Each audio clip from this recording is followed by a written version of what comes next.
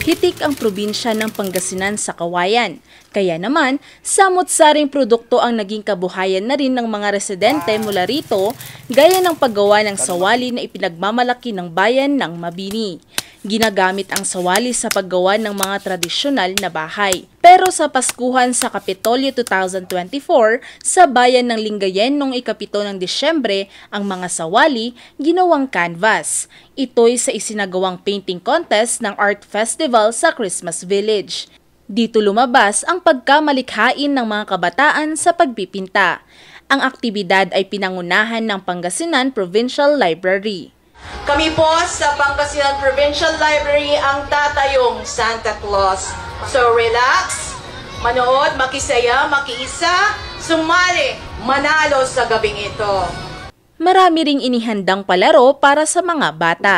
At syempre, hindi mawawala ang mga dance and song performances na inihanda ng mga kawani ng Kapitolyo at ng mga kabataan. Enjoy dito ang mga kabataan at kanilang mga magulang. Masaya.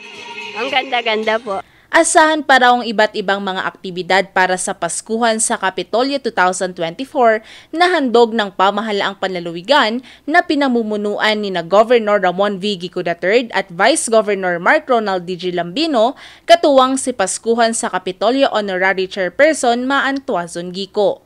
Valerie Dismaya para sa Luzon Headlines.